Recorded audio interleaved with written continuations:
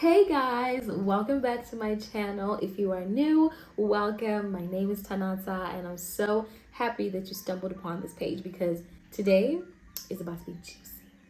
So I asked you guys to tell me what assumptions you have about me, and I haven't looked at them, so we'll be reading through them together. So if you're interested to know what those assumptions are and to see me react to them for the first time, then go ahead and keep on watching. Play it back some more.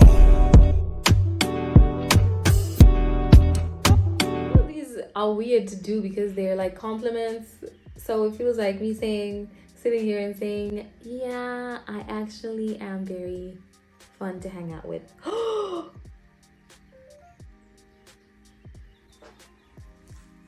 When did this happen? Anyway, we'll find it. I'm so hurt. What the hell? So, that I'm really fun to hang out with. I think it depends, because I feel like I've been around people who either I wasn't relating with or I just was not vibing with. And so when that happens, I usually go quiet, more of an observer. Like I don't have anything to contribute, so I'm very introverted in those situations. Then there are people who I've met off the jump and been like, so it just depends. It just depends. But if I'm having a bad day, if I'm stressed, if I'm planning, I would say it depends. You know me. You see me. I'm not an academic. I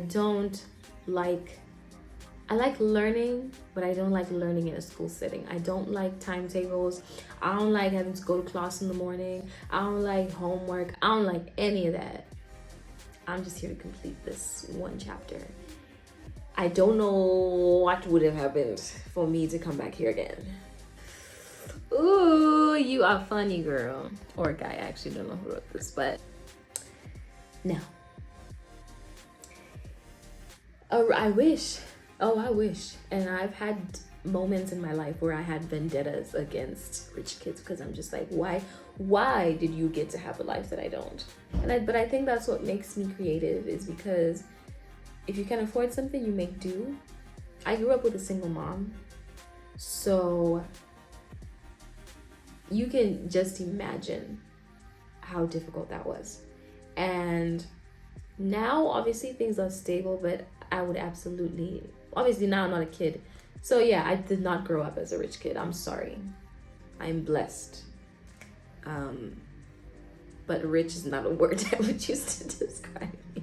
There's absolutely no way to have it all together. If one part of your life is working out really well at some point, the other part is shorthanded, and vice versa. So if I'm doing well, fitness and whatever, that means maybe my academics are suffering at that time.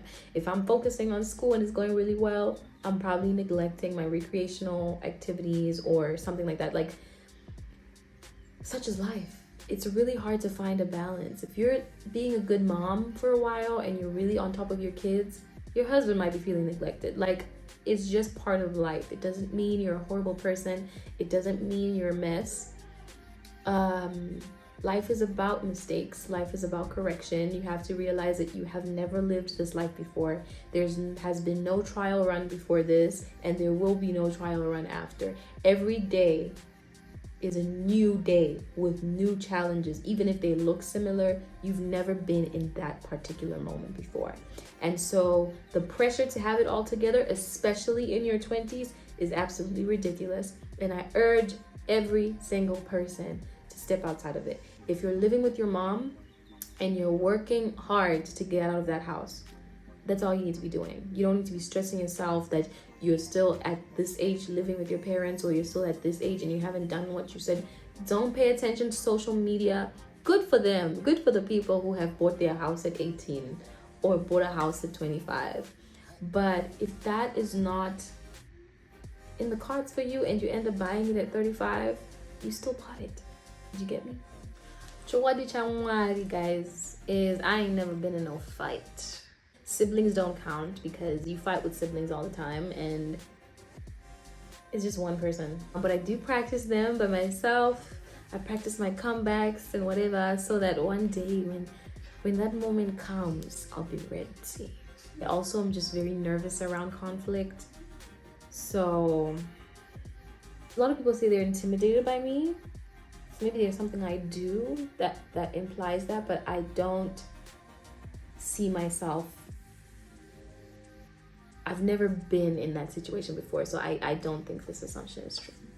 Do you guys, okay, I don't know, maybe let's just, our school, that was like a real ghetto, but we used to actually say, you know, we called them DMCs. And so if you wanted to have a meaningful conversation, you would say, let's have a DMC.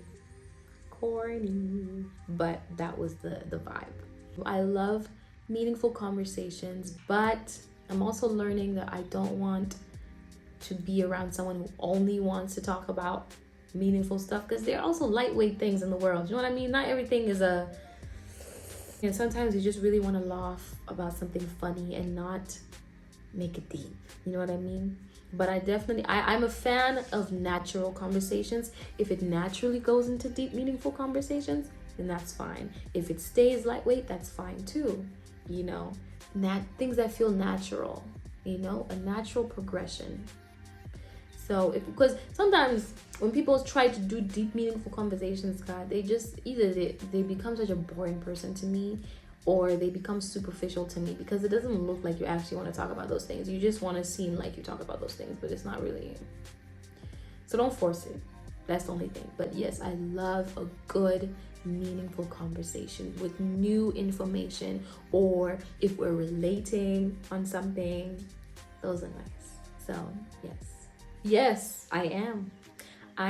And I'm more clear of the things that I don't like than the things that I do like. So even like with certain people, like if you start rubbing me off the wrong way, if you start making me feel uncomfortable, I think it's because there was a time, especially during high school, where I wouldn't say if I didn't like something, if I felt uncomfortable with something. And I think I'm gonna get deep for a sec, but you know all the girls that have been harassed or assaulted, they never say. And the reason why women don't say when they've been harassed or assaulted is, for some reason, we don't want to inconvenience the person who did the assaulting. We don't want to offend anybody when someone has offended you, you know? And you're left with all these traumatic incidents in your head where you don't say, don't touch me like that, don't do that, I don't like that, don't speak to me like that, you know? And so there are moments where I'm still working on it, especially if I start to care about you, or if I respect you. It makes it a lot harder to say it, but I do make sure that I say it. So it's definitely a muscle that you have to train. But yes, I agree with you. I feel like everybody thinks this, but guys, I told you, conflict, child, makes me unhappy. I feel like I'm a no-nonsense big sister. Okay, so if you're younger than me, to protect you, I will tell you that what you're doing is absolutely stupid. Don't do that. But I'm trying to think who else I've been a no-nonsense person to. Yeah.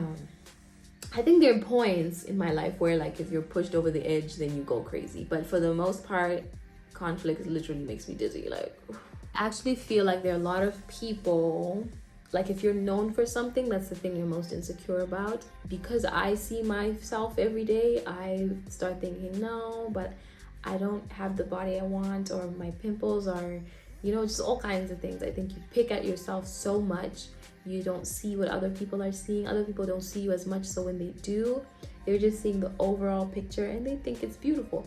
But when you tell me that, I'm like, thank you. But then I'm thinking, but there's this and this and this and this. So I wouldn't say I don't know that I'm beautiful, but I definitely have moments where I struggle with truly embodying it. You know what I mean?